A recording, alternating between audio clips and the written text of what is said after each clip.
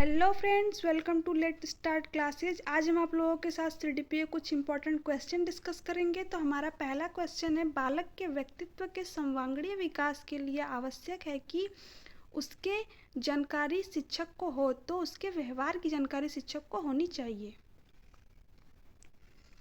बच्चे फिल्मों में दिखाए गए हिंसात्मक व्यवहार को सीख सकते हैं। यह निष्कर्ष किस मनोवैज्ञानिक द्वारा किए गए कार्य पर आधारित हो सकता है? तो ये एल्बर्ट बंडूरा के द्वारा, जिन्होंने बेबी डॉल पे अपना प्रयोग भी किया था और बताया कि बच्चे किस तरह अनुकरण से सीखते हैं। समाजीकरण का अर्थ क्या है? तो समाज में समायोजित होना ही समाजीकरण होता है। सबसे अधिक गहन और जटिल समाजीकरण कौन सी अवस्था में होता है? तो ये किशोरावस्था के दौरान होता है, जैसे कि स्टेनली हॉल ने इसे तनाव, संघर्ष और तूफान की अवस्था भी कहा है। अपनी कक्षा के बच्चों में समाजीकरण की प्रक्रिया को तेज करने के लिए शिक्षक को अपना बर्ताव रखना चाहिए। तो शिक्षक को अपना बर्ताव स्नेह और सहानुभूतिपूर्ण रखना चाहिए। समाजीकरण की प्रक्रिया में अनुकरण को उपयोगी तथा विकासात्मक बनाने के लिए आवश्यक तत्व कौन से हैं? तो बच्चा समाजीकरण का पहला पाठ अपनी माता तथा अपने परिवार से ही सीखता है।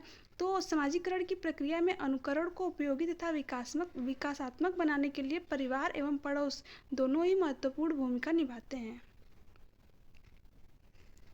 मानसिक विकास की औपचारिक संक्रियात्मक अवस्था की मुख्य विशेषता कौन सी है? तो ये पियाजे की fourth stage, formal operational stage है और इसकी मुख्य विशेषता अमूर्त चिंतन है।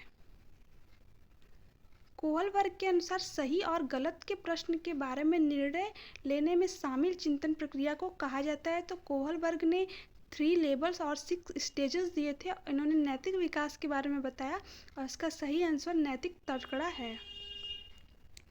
पियाजे के अनुसार संज्ञानात्मक विकास के किस चरण पर बच्चा वस्तु स्थायित्व को प्रदर्शित करता है? तो ये पियाजे की third stage, concrete operational stage, यानी कि मूर्त संक्रियात्मक अवस्था।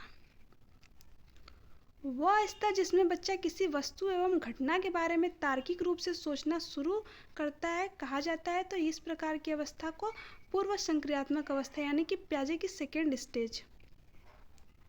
संवेदी गत्यात्मक अवस्था को और किस नाम से जाना जाता है? तो इसे इंद्रियजन ज्ञान की अवस्था, यानी सेंसरी मोटर स्टेज। इसमें बच्चा अपने सेंसेस के थ्रू सीखना शुरू करता है। अधिगम अंतःकरण से क्या तात्पर्य है? तो किसी पूर्व ज्ञान के आधार पर नए ज्ञान को सीखना ही अधिगम अंतःकरण कहलाता है। जैसे कि साइकिल चलाने वाला व्यक्ति स्कूटर चलाना जल्दी ही सीख जाता है।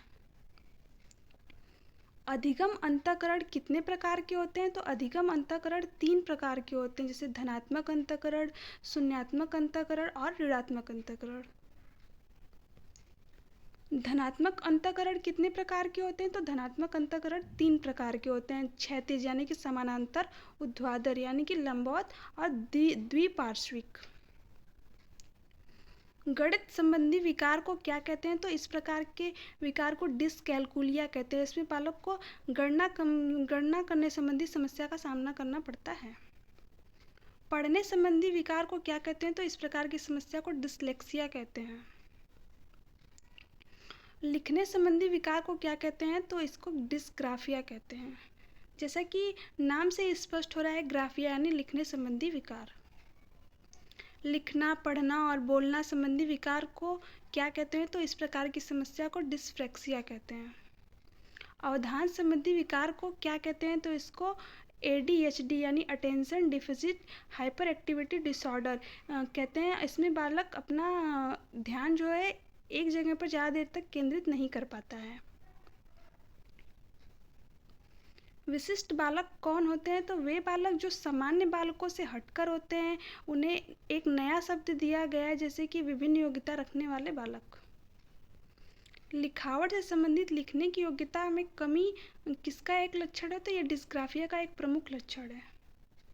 शब्दों में अक्षरों के क्रम को पढ़ने में कठिनाई का अनुभव करना और अक्सर चासूस स्मृति का ह्रास करना से संबंधित है। तो डिसलेक्सिया, जैसा कि एक मूवी भी है तारे ज़मीन पर, उसमें जो ईशान अवस्थी थे उनको भी इसी प्रकार की प्रॉब्लम थी, जैसे कि इसमें बच्चे वर्ड को सही तरीके से नहीं पढ़ पाते हैं, जैसे कि वाच को साफ पढ़ना। तो इस प्रकार की समस्या डिस्लेक्सिया के अंदर देखने को मिलती है। भाषा अवबोधन से संबंध विकार है तो भाषाघात। शारीरिक रूप से असक्षम बच्चों को सामान्यतः होता है तो डिस्ग्राफिया।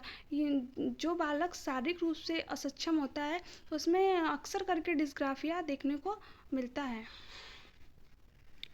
डिस्लेक्सिया मुख्य रूप से किसकी समस्या से संबंधित है, तो पढ़ने संबंधी एक प्रकार का विकार है।